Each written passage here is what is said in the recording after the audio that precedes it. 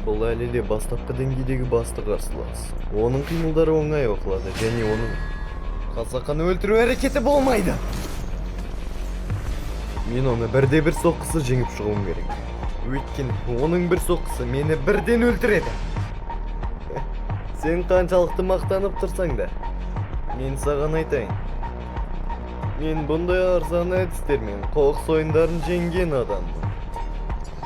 Аздап қоқыс лақтырып мені сындыра алмайды. Бұл ойында ауыр соққылар кездейсоқ болмайды. Олар идеалды түрде соққы жасау арқылы немесе қарсыластың әлсіз жерін соққанда пайда болады. Бұл нәрсенің үсті қатты қабықпен жабылған. Демек, бұның әлсіз жері жалғыз басы болу керек. Менің үстіме нәжіс лақтырғаныңа өкінетін боласың. Жарайды.